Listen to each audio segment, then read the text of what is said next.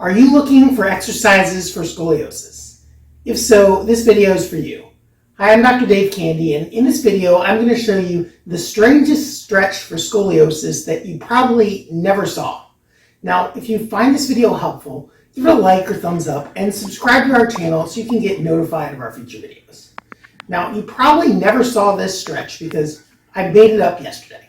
I was actually seeing a client who had scoliosis, and he was complaining of some really strange symptoms of some pain on the side of the hip and also some pain in the side here. He said he felt really tight underneath the rib cage on this side and then really tight in the side of the hip, like there was a knot in each area. And he thought it was weird that they were on opposite sides of the body. So on looking at things further, I found he had a little scoliosis in his spine from an injury that he had had. Now, this wasn't a structural scoliosis. It wasn't something that he grew when he developed. It was just that his spine got off, and so it created almost an S-shaped curve. It's called a functional scoliosis, something that develops because your spine is in an improper position, and there's a muscle imbalance that's holding it there. So what I did was develop this stretch. Now, the concept of it is not new. It's based on a principle called a pelvic cross syndrome, where things on this side are tight and things on that side are tight, and then things on this side are overstretched and things on this side are overstretched. That principle has been around much longer than I've been practicing, but to my knowledge, and I've looked for it, I've never seen this exercise, so I wanted to share it with you just in case you were having similar problems. So again, he was tight over here and tight over here. And what I found when I looked at his posture is that his pelvis was actually kind of hiked up and rib cage down like that. So it made the muscles that were over between his hip and his pelvis shorter on that side, and the muscles that were between his rib cage and pelvis shorter on this side. Now, common exercises that people do for scoliosis are just kind of stretching over like that and reaching up and stretching, so they stretch out the tight muscles there. But a lot of times the IT band or the hip muscles don't get incorporated.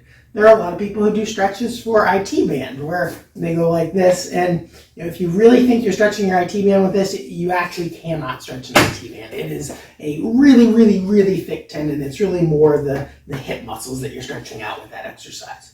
But I thought, well, if he's standing like this essentially all of his life, why don't we just put him in the opposite position of that? So I had him start out crossing his leg over and pushing his hip over towards the wall like this. So he stretched out the tight muscles on this side. Now this is actually a very common hip abductor or IT band stretch, but this is the part where it gets unique. Now instead of staying like this, I'm going to kind of lean into the wall and stretch over the other way.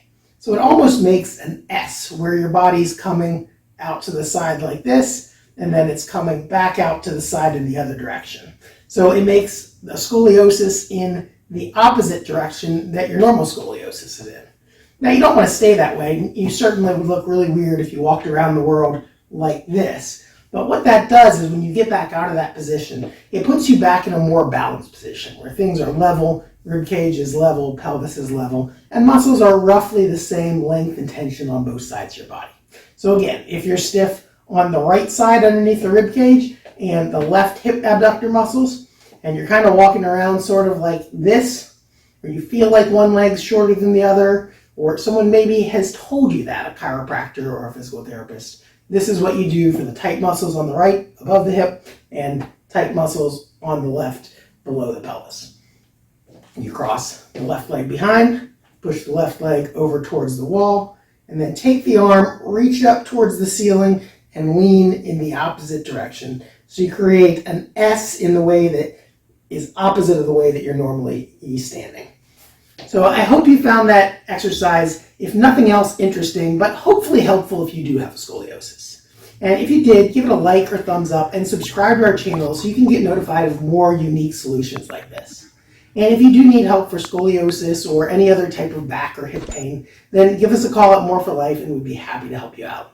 Thanks and have a great day.